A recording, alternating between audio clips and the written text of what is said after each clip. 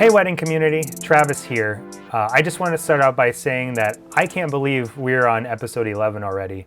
It really just feels like yesterday that I was reaching out to wedding industry friends that I know to see if they would be willing to be on a podcast, and now we have a Facebook group. We've gotten all these great views and watches on YouTube and downloads on iTunes and everywhere else that we're at.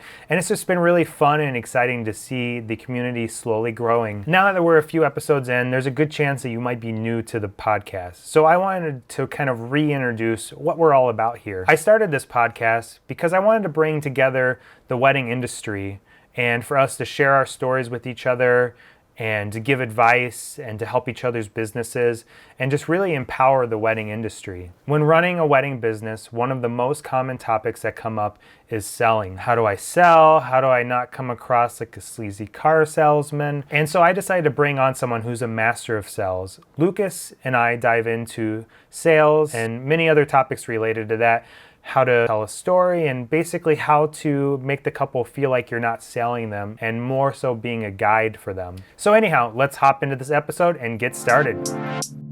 Lucas, welcome to the Wedding Community Podcast. How are you doing today? Great, Trav. Thank you so much for having me. It's going to be a great time. Yeah. Thanks for being on here.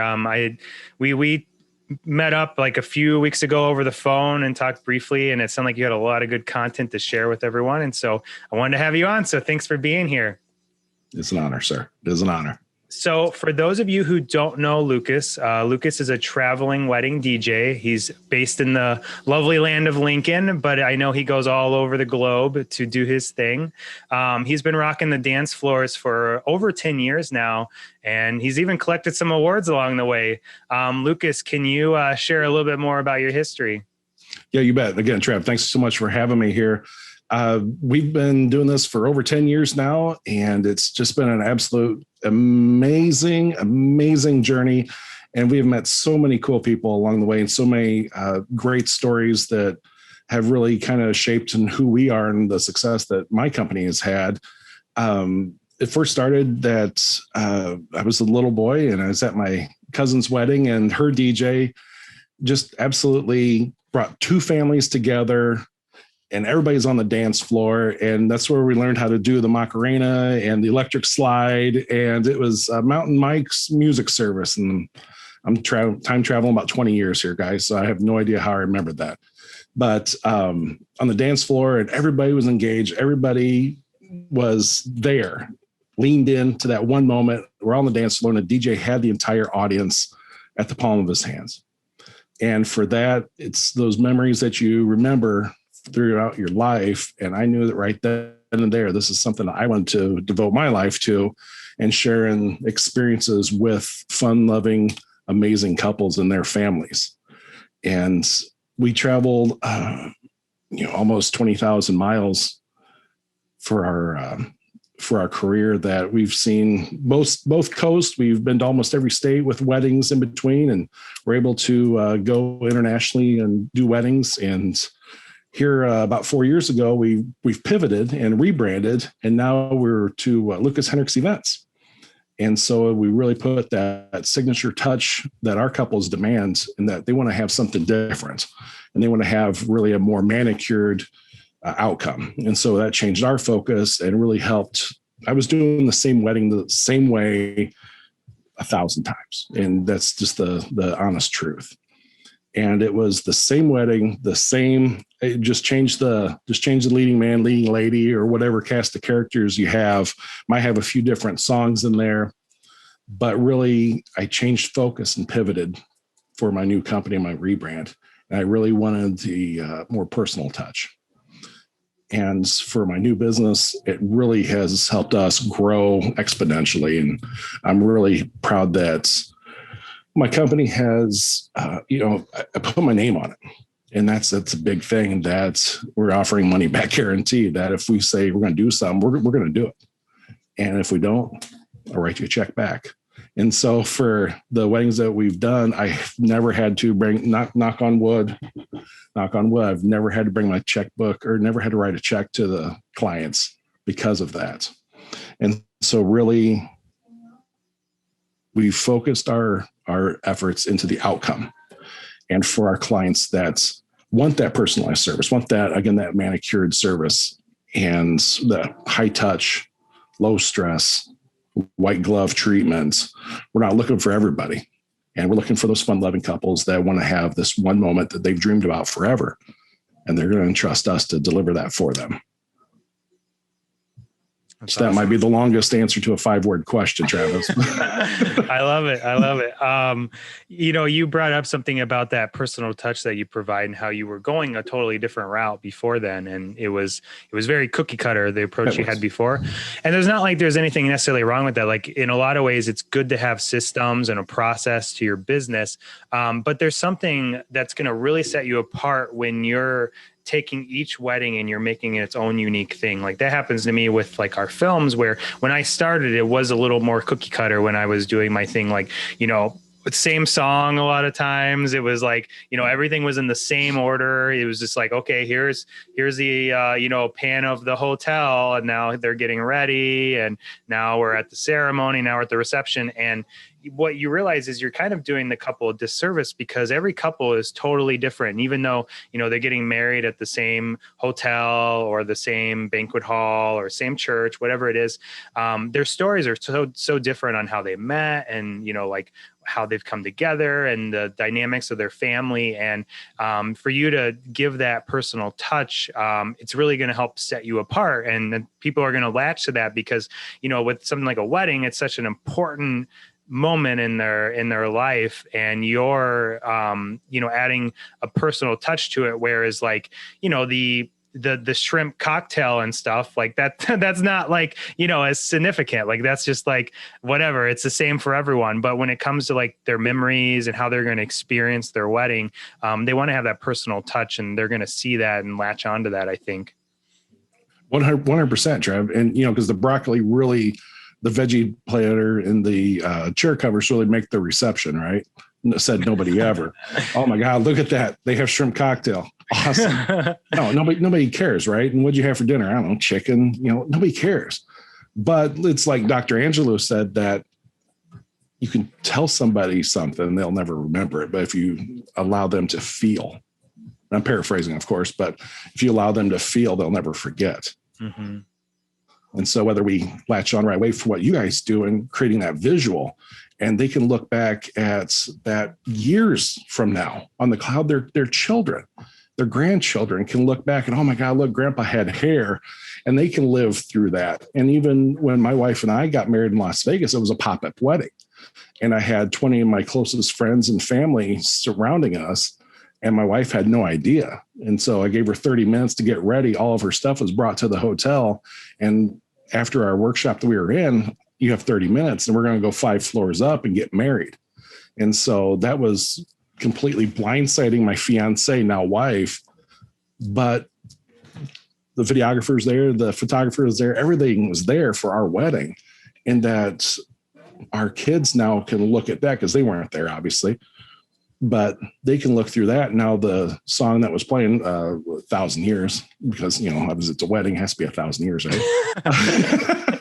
It's a great song. But our kids now associate that song with our wedding, and that's what we watch. It's all on the cloud now.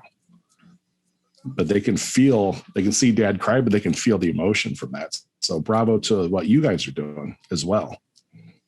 Yeah. And I think what you're doing is important too, because that's what they're going to remember. And that adds to what we're doing, because, we've all experienced like the bad officiant, the bad wedding planner, the bad DJ, bad photographer. There's always a bad one, and that is going to show in the video, like they're going to watch their video again. And if the DJ just totally dropped the ball, said the wrong names, whatever it might be, they're going to remember that DJ as the DJ who forgot their names. And it's going to be even worse because they have this video where they hear him saying the wrong names. And so for you to give an experience, that's just going to better increase like the quality of the photo and video that we're doing, which is, it all kind of goes hand in hand, and then that whole teamwork and why that's important. Absolutely. From start to finish, we're all on one team. We're all on Bradley and Kaylee's team. Nobody's more important. There's not one link in the chain that's stronger than anybody else's, and what's great is that we're all seasoned pros. Now we can all help each other out, because I'm going to set you guys up. And perfect example is that we were working with one couple, April of 2018. It was Brady and Danielle.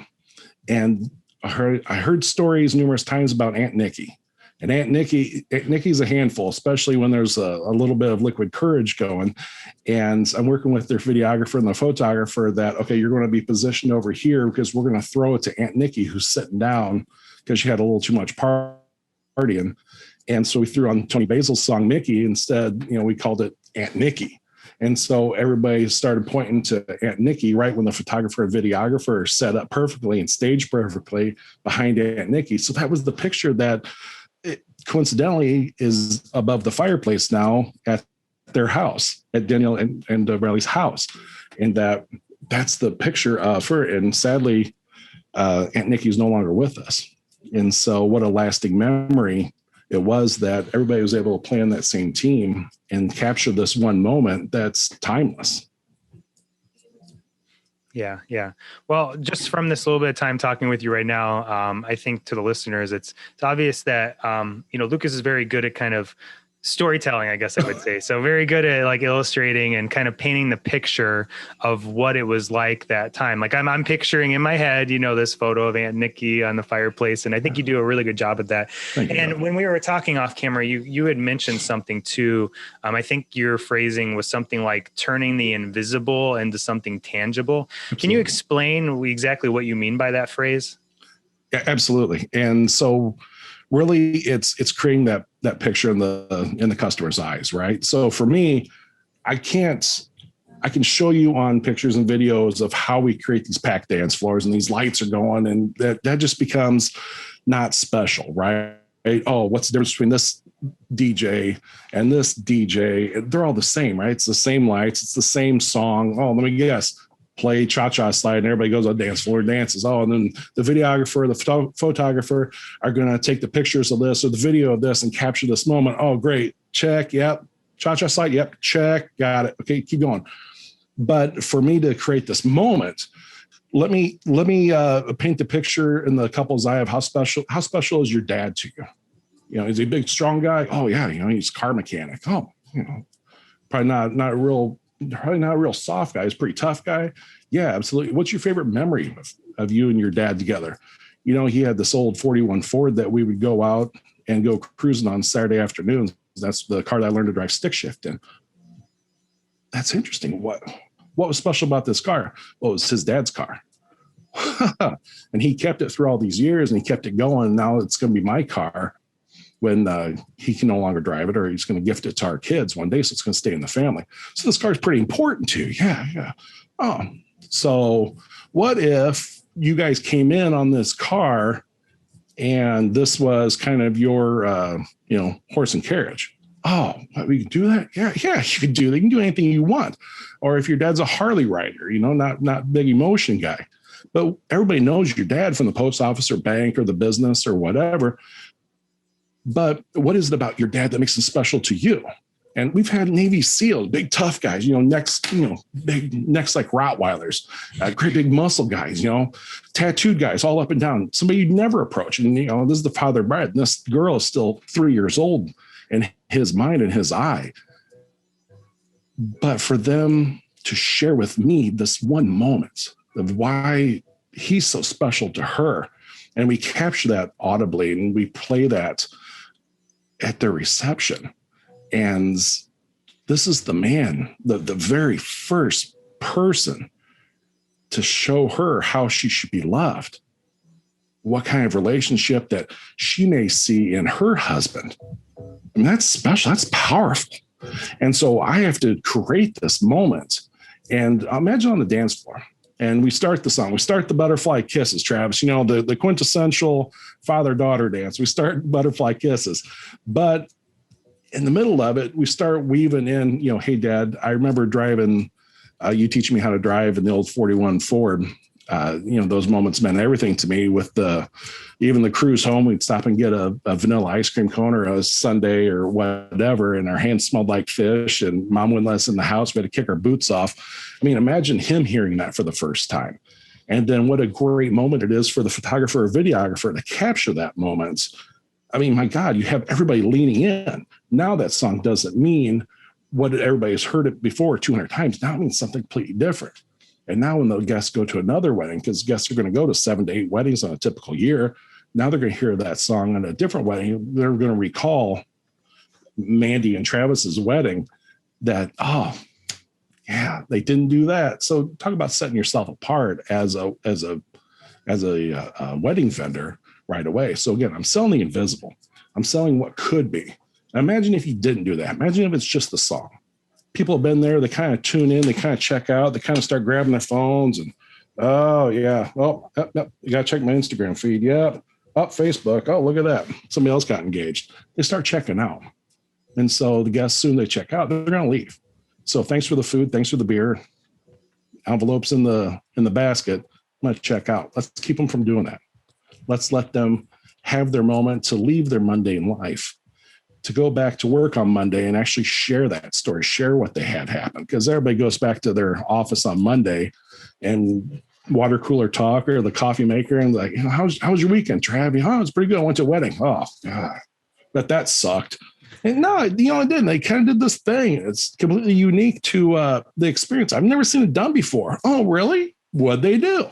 So you kind of have that friendly banter. Now they're reliving your moment again 48 hours later. And that's just one example, Trav. I mean, yeah, you're giving me goosebumps though with that that father example though. Like I was like, oh man, I could just like picture that, because it's already like emotional for the dad. Like that's one thing that we really like to capture, because these are the questions I ask when I meet a couple. It's like, okay, are you close to your family? Yes. I mean, that's pretty common if they're coming to us. They're probably close to family because they're wanting like a really nice video. So their family must mean something, and so I'll be like, okay, how close are you to your dad? And she's like, oh, he was like, my first love before I knew anyone, or whatever, or vice versa. He would say the same thing. And so I'm like, okay, well, let's find ways to incorporate your dad. And so they might have already been thinking of these things, but a lot of times I found that they haven't, because this is their first time doing this. You're right. You've seen them 1,000 times. So you just assume like, oh, she's going to do a first look with her dad. Oh, they're going to do this. They're going to do that. A lot of times they don't even know that's a thing they can do. So that's when I start kind of painting the picture of like, okay, I just did this wedding. We had the dad wait outside, with a blindfold. His daughter came up, kind of like gave him a hug from behind. He didn't even know she was coming, and he got to see her for the first time that way. And she's like, "Oh, that's good, because otherwise, he was just gonna walk into the room after I was ready." I'm like, "No, that's not as. I mean, it's like, yeah, it will be the emotional, but there needs to be some kind of buildup or something." And I found by kind of putting yourself into the shoes of the day, they're already starting to kind of visualize you as their vendor. This could go the same for, like a wedding planner. Like maybe when you hop on the phone, you're like, okay, let's figure out a timeline for you. And you're kind of sketching out a rough timeline for them. And you're giving them reasons why you want, the cake cutting to happen before the toast. And you're using your expertise. So then when they get off the phone with you and they're looking at you compared to the, 5 other wedding planners they talk to, they're going to remember you the most because you helped make their timeline. Just like for me, they're going to remember me because even if they end up not booking me, I guarantee they're going to use that idea for the first look with their dad. Like, so it's just like, she's going to be like, well, I've already, thought about what it would be like having him at our wedding. So let's just have them at our wedding. No, 100%, and there's always the opportunity cost too, right? That if I'm not going to book you, right, there's the opportunity cost of not achieving the wedding of my dreams, right? So as somebody that's a hopeless romantic, and I am, in that I've thought about, I just thought about love, right? And we love love, and that's what we do. And that's really, we fall in love with our clients all the time. And so for them not to hire us, it's like, Why? What happened here? I mean, give me some context here, right? Oh, you're too expensive, or we didn't like that vision, or whatever. Oh, I understand that.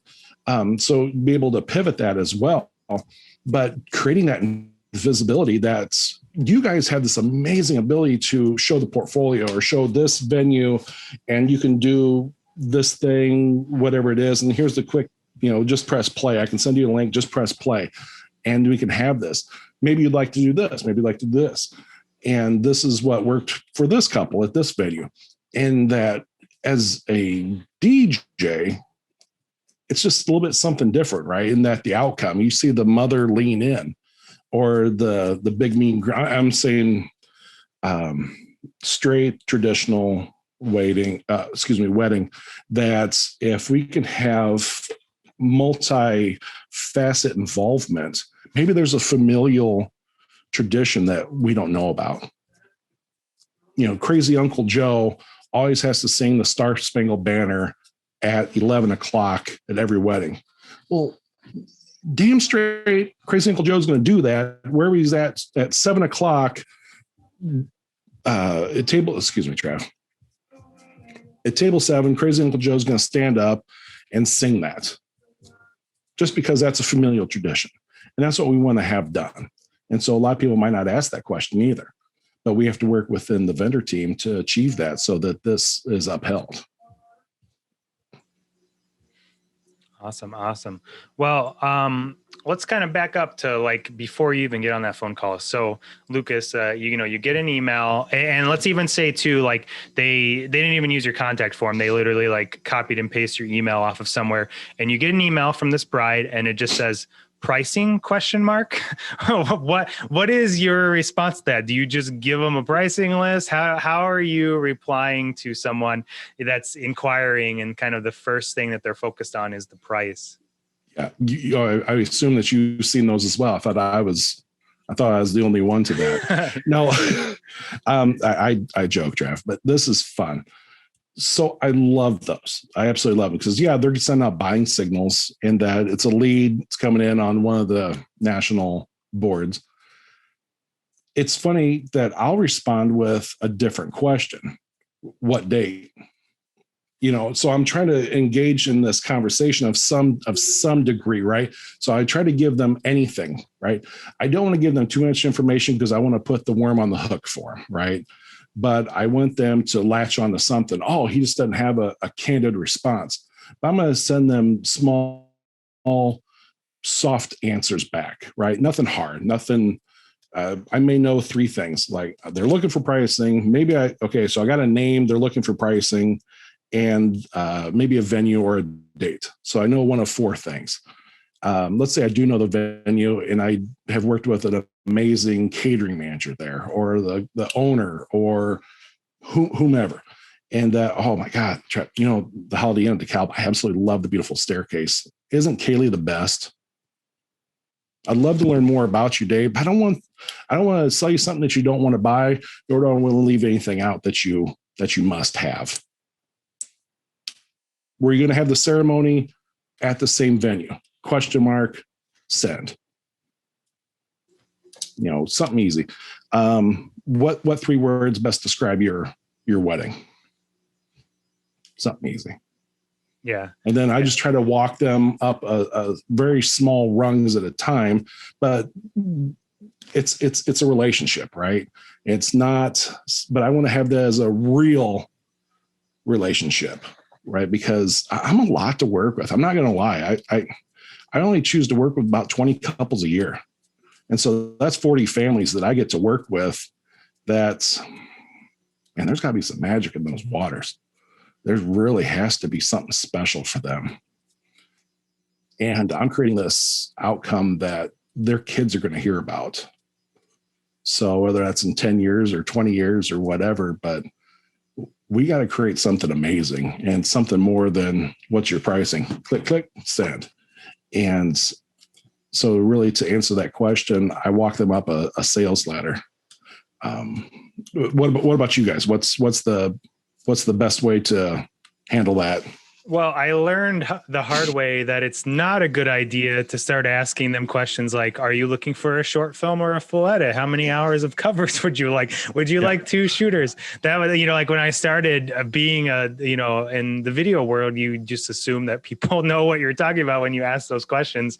And yeah, that's just not True. the way to do it. One of the things that kind of changed my outlook on it is, I don't know if you're familiar with Alan Berg. He's Yes. I think every wedding vendor has probably heard his name, but I read a couple of his books, and he had one where he was talking about how you basically match their inquiry. So if they're emailing you and it's a paragraph, feel free to reply, maybe not with the whole paragraph, but feel free to kind of, give them some more detail, because it seems like they want a lot of information. Now, if they are sending you like a one question, or like they literally put one sentence, then just give them one question. Don't get too crazy with like a bunch of questions.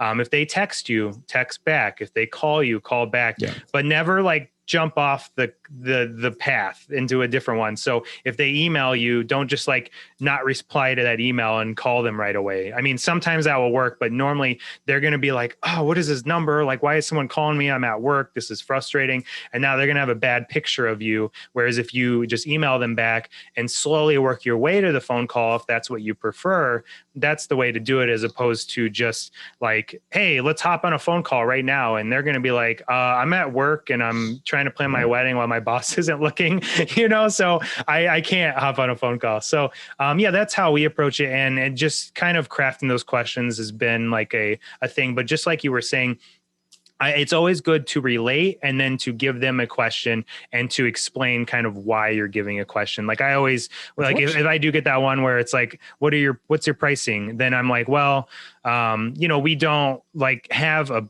pricing sheet, because we custom make every wedding that we do. Every film is special for that couple. So I have a few questions to get a better idea of what you're looking for. So then I can give you a more accurate quote, just like you were saying, kind of thing, where I don't want to like, totally be to not have enough content in our package for you, but then I also don't want to be just like throwing you all this information that you're not looking for. And so I want to figure out what's going on. And just like you were saying, if say it comes from a photographer I know or a wedding planner I know, I'll reference back to a wedding I did with them. Even if I've maybe never even been at that venue, if I've been to a similar venue, I will mention that. So like if it's a rustic barn wedding in Wisconsin, I haven't been there, but I just did one in Illinois, then I'll be like, hey, that venue looks beautiful. I just looked it up on Google. Here's one that we did at a very similar location, and we love doing these kind of weddings. And it's because of XYZ that we love doing it. Or yeah, I know Kelly, she's a great wedding planner. We just did a wedding with her,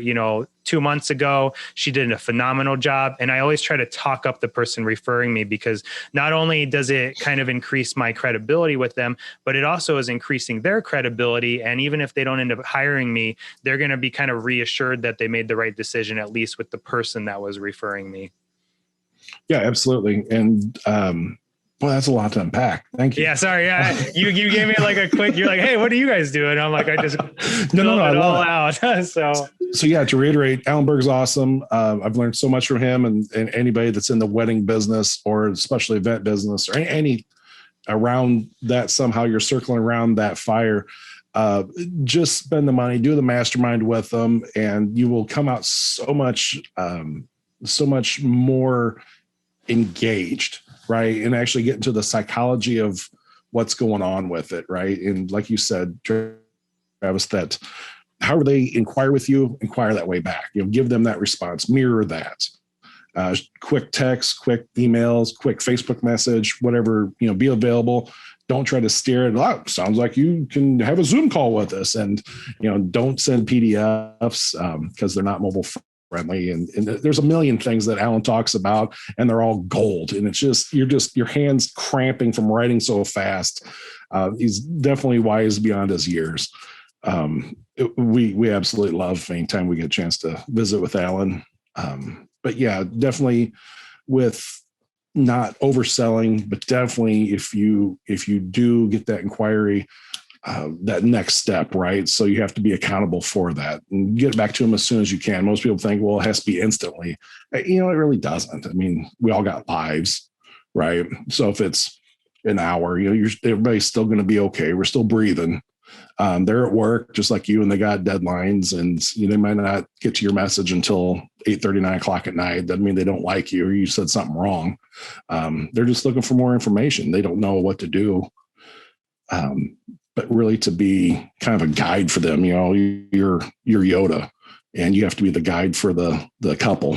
And so that's what's great to work with. Yeah, I want to stop there too on something you were talking about with the timing and when you're getting back to them. Yeah. In some ways, it could almost be devastating if you're replying too fast in a weird way, because it makes it look like you have nothing else going on. So they're gonna look at you like, oh, I don't want to hire this guy. Like, it sounds like he doesn't have any work. Like, he's not working, so he must not be that good. So let's go check out this other person that took like 2 hours to reply or something. So it sounds crazy, but people look into things like that. Even when you're scheduling a phone call. This is a piece of advice I was given one time, but I was told you want to call them. So if you schedule a phone call at 3 o'clock, you call them right at 3 o'clock. You don't call them at 2:55. You don't call them at 3:05. You call them right at 3.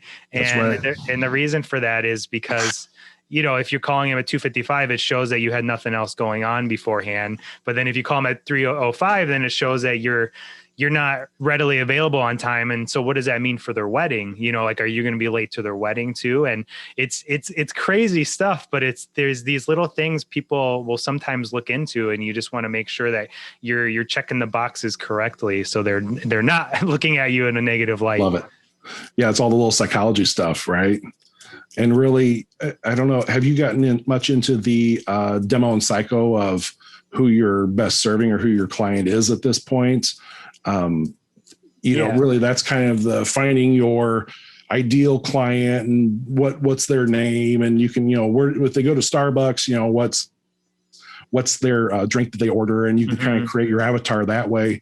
And so if you ever get a chance, Scott McCain's amazing that he flipped the script on this and he said, who won't you serve? And that I like I said, I'm a lot to work with, man. I'm not going to lie. I'm a high commitment, high touch wedding designer, and for a DJ and entertainment designer and all this, that I expect a lot from my clients. They have homework, right? And so they have to meet homework by certain hurdles and deadlines for them and checklists and all that. And it's who you won't serve. And I'm saying as single op, right? So solopreneur, if you're multifaceted or multi-agency or whatever, it might not be this way. And I'm sure it won't be. Because if they're buying, you're taking their money, real simple. But for me, that I can do a solopreneur in that who I won't serve. Like, if they're not going to get my paperwork back to me and I really need this, I say paperwork, I'm showing my age. If I'm their planning forms, if they won't get that back to me, or they won't make this phone call or this Zoom meeting after we've already signed a contract or a performance agreement or whatever, it's a red flag, man.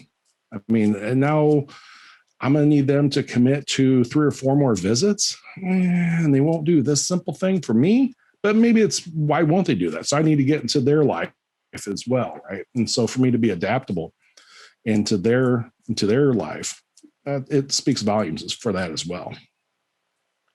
Yeah. That's good. Kind of, I guess really like where we're pinpointing here is the sales. And, I think for a lot of wedding business owners, we get into this because of the passion we have. So, obviously photo, video, a lot of times we just love, someone buys us a camera for a gift, or we pick up the camera and we love doing it. So then we start trying to kind of shoot weddings, and then we start getting paid to do those weddings. And then those couples start referring us to do more weddings, and we raise our prices and we keep, adapting. Same even with the wedding planner. I know some wedding planners where they got started because they didn't hire a wedding planner for their wedding. And so they're like, you know what? I had to plan my own wedding and it was a disaster trying to do it myself. I'm going to solve the problem for that and plan other couples' weddings. And so a lot of times when we get into it, we're doing it because it's something we love doing and it's a passion. And so I think the word sales, a lot of times we think like greasy used car salesman, when we hear sales, we're like, oh, here we go. Like, we're going onto the parking lot and he's going to use all of his cheap tricks and techniques to try to get me to buy something I don't want to buy. but I don't think that's what sales has to be. And I don't think that's necessarily like what it's supposed to be. And Correct. so I would love to just hear, Lucas, like what you're doing to make your sales feel, not slimy and to be more of an experience for the couples that are inquiring with you. Absolutely. And what's been successful for me before, well, yeah, I say it as the rebrand has happened here just 4 years ago, that it's been exponentially successful for the fact that now I'm solving problems and now I'm creating outcome, right? So for that, it's being a member of the team, whether it's team captain or for the reception host or whatever you need me to be. I'm willing to take lead, but also it's that accountability. And that's huge. So it's not the stuff, right? It's not the speakers or the damn facade, or I got this video that's on the front facade. That's kind of the new thing right now. And that I can speak from experience that it was chocolate fountains when I first started. And so now, we bought chocolate fountains. I have no idea why we bought chocolate fountains, but everybody was doing it. So it's something we had to do, and it made a mess and it cost us a lot of money. But nobody was accountable back in the day. And so now you need that one person to be accountable, that I will create this outcome for you. And that, I was blessed with big shoulders, and I'm going to carry this burden of creating this moment for you that your guests will remember, and it will be the best damn wedding reception they've ever been to. If it is not, you don't pay me. End of discussion, period. That's it. I'm all in. I'm 100% in on this. And that's how serious I get with our clients. It will be the best wedding reception your guests have ever been to. If it is not, you don't pay me. End of discussion. So that's what signature means to me, in that there's no sales involved in this. There's none. I'm all in. I'm leaned in. How committed are you? And it's pretty simple conversation at that point. Well, we're just looking for somebody to play music. I can do that. And I can do that probably top 10% of the United States. If that's all you want, you don't need me. Mm-hmm. You can hit Spotify. I could rent you the equipment. You don't need me. But if you're looking for outcome, if you want to create something, you want to have a packed dance floor, you want to have these moments that people will remember for years to come. Now we can talk. But in terms of accountability, that's huge, man. I'm going to have the best photo booth or the best chair covers or the best tasting cake or the best prime rib in the tri-state area, whatever it is. Is it the best? Because if it's not, you shouldn't pay for it. Mm-hmm. If they promise something and don't deliver that, you don't pay for that. It's not right. And that's how I run my business. I promise you something that you will remember this, or your guests will remember this. Your guests will talk about this at the breakfast the next day, or in 5 years. This is going to be what your guests will remember. I don't know what it is yet. We'll figure that out. It's what's important to you. Is it a Game of Thrones entrance? Is it Harry Potter? Is it Star Wars? I don't know what the heck it is yet. But if I don't deliver that, you don't pay me. End of discussion. And so there's no real techniques. There's just honest conversation. And there's this visits, right? And I hate having sales meetings. Golly, man, I hate meetings. I hate them. I just hate them. Zoom meetings, great. No offense to Zoom. They have a great product. But, we have visits, we have conversations, right? We just talk about things, man. It might be over a sandwich or a cup of coffee or a bourbon or a cigar or whatever. We've done them all. And that there's no real techniques. I want to differentiate myself from the very start, from all the other vendors that they're looking at hiring. There's no real, in terms, I was thinking about this before our call, actually off camera, that there's no real label for what I do, right? Yeah, I play music, so you're a DJ. Yeah, but we do a lot more than that. We help coordinate and plan so you're a wedding planner. No, not really. We design lights. Oh, so you're a lighting designer. You can officiate weddings. Oh, so you're an officiant. No, it's just kind of, there's no label for what I do. It's just kind of an entertainment designer, right? So if we have to bring in somebody else, to DJ a 2-hour set for their wedding. That's, we love going to this club, and when this one guy is DJing, well, let's have him come in, or let's bring tarot card readers in, or like a Cirque du Soleil feel or a vibe. Let's do that, or a mariachi band or something. It all kind of flows in the idea, and there's no right or there's no wrong. It's just your reception or your event. And so to create this moment, that's what people will remember. I made them feel this way. Let's see. All right, Lucas. So let's say, you've gotten the email, you got over that hurdle of that pricing question mark email. You've been talking to them for a little bit, and now you're ready to, schedule a video call, a phone call, in-person chat, Panera lunch, whatever you're going to do with them. What are some of the questions you're bringing to that call to ask them that's kind of prompting some of these illustrations you want to paint for them? Absolutely. So, and that's a great one. So we've done the hard work. Right now it's time to have fun and just get creative. Right. And so I'll even send out before a meeting, at least 24 hours in advance, a simple questionnaire of the things that we're going to cover. Cause I don't want to just blindside anybody. And so I'm going to send out a couple of questions of, might be, why you even want to have a reception? Any familial traditions that we want to honor? Anything to avoid? Any topics to avoid? Is there any sensitive subjects, right?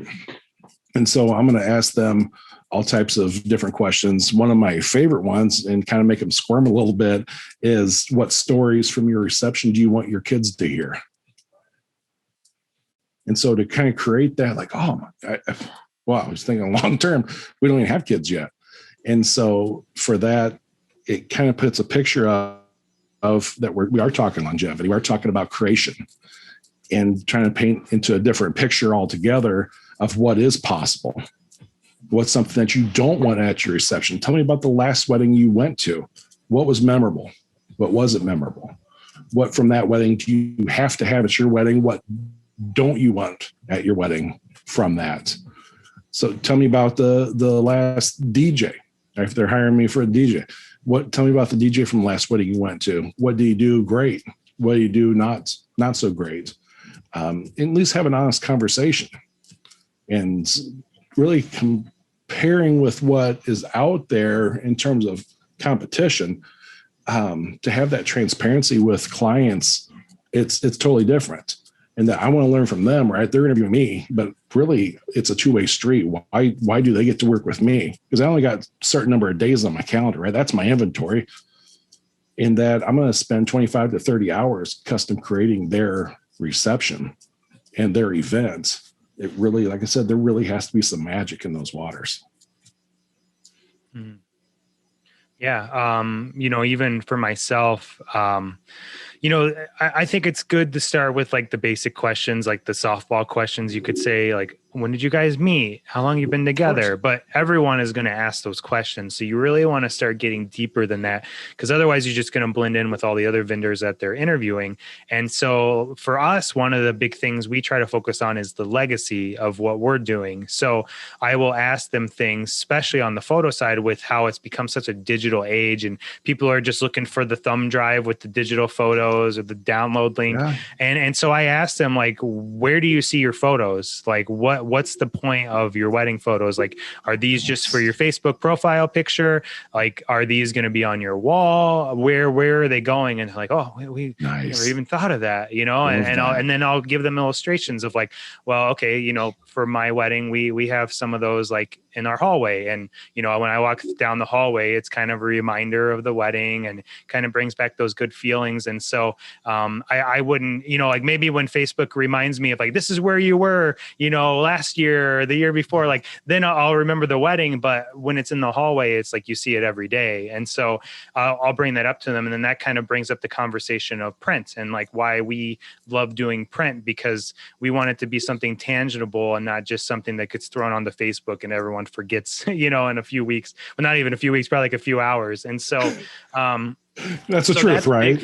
Yeah. And whenever I talk to couples, they're like, no one asks us like any questions like that, And so I think those are like the good type of questions that you should be asking, just like what you were saying, where they are harder questions but you got them on the phone, and the worst case scenario, you can even tell them like, hey, it's okay if you don't know the answer to this, but this is the question I have for you. Whereas if you try doing it through the email, if it's too hard, they're just going to ignore you and move on to the next person. 100%. So you got them on the phone, it doesn't hurt to even make them feel a little uncomfortable and ask them the hard questions, because that's how they're going to remember you. And it's really going to get down to the root, just like you were saying, of like, do they actually need you for the wedding? Because, if I send them a video of someone who just started out last year next to me, who's been doing it for over 10 years, and they literally can't see the difference, then why do they need to hire me? They should go hire the other guy that's probably charging $100 for his wedding video. But hopefully they see that there is a difference in the quality, and that there is a difference in the service we're given. And they're going to see value in that, and they're going to want to book with us. Absolutely, Trav. And even, from your work that I've seen, is that you deal in the legacy, right? The you tell that story, right? And so when we're having that conversation, you and I and your fiance, and tell me your love story. Tell me about that. Let me start mining down and start chiseling away at how did we get here? How are you sitting in front of me? What had to have happened that out of all the stars aligned and all the planets came together, and the Cubs win the Super Bowl or the World Series, and the Bears will win the Super Bowl, and how did this happen? And it's like, well, it's our story is just not that important. I said, you know what? There's worse ways to spend a Thursday evening. Humor me. Let's just start going. And then they start talking about how it all kind of came together. I'm like, this is a great story, and this could be something, right? So even I got this goofy idea. What about at your reception, we narrate your love story for you? A lot of people that come there don't know the whole story of how nervous you were buying that ring, because Travis, I've seen it. It happens. And that out of the weddings I do a year, I may deliver 5 to 7 love stories, narrate those, and that people scoot a little closer. You have that old married couple of 25 years that he'll put his arm around his wife and kind of snuggle up a little closer. They kind of live vicariously through the couple that are sitting there. And we were all that nervous guy going in for that first kiss, right? And then the porch light came on. The big mean dad opens the door, like, it's ruined. I lost my opportunity. Or we were in that car and we were listening to that song as it was playing on the radio, and we shared that one moment. Not a word was spoken. Or we were on our last first date, or I had my last first kiss, and I knew that this one person I wanted to spend forever with. That's the moments that we want to capture. That's good. We should just end the podcast right there. I don't even think we need anything else. Lucas, I want to thank you for your time. There was so much. I'm actually, this is going to be one of those ones where I'm gonna have to go back through myself and like take down like more detailed notes. There was a lot of really good stuff we discussed, and I just want to kind of wrap up there with one last piece of advice you would give. Think of a DJ who's maybe just starting out, and if you were in their shoes, what's some advice that you would love to just give them? Oh, that's great. Oh my gosh. You never arrive. You're never good enough. Always stay hungry. Always stay committed to your craft. And that whatever you do, whatever gear you bring in, there's one of you and there's one couple. And you get to spend that day with this couple and their family because those two fell in love. And all this is possible because those two fell in love. And commit yourself to them, commit yourself to that moment and be in that moment, believe in them, and that this will last forever. And your guests that get to see your craft, they get to see you perform and play and do what you want to do and perform your passion. And it's all because these two people fell in love. And that's the best advice that I could ever give anyone. That's good stuff. That's good. Well, Lucas, thank you again for being a part of the podcast. If people want to check out what you have going on, what's the best way for them to connect with you and follow you? Absolutely. Thanks, Travis. We're on all social media, Instagram, Facebook, LinkedIn, wherever, YouTube. We are Lucas Henrichs Events lucashenrichs.com, LUCASHENRICHS, events.com. Glad to expound anything else if something wasn't clear enough. This has been so much fun that I absolutely had a blast visiting here with you, Travis. Thank you. Yeah. Awesome. Well, thank you, Lucas. And until next time, we'll see you around. Cheers.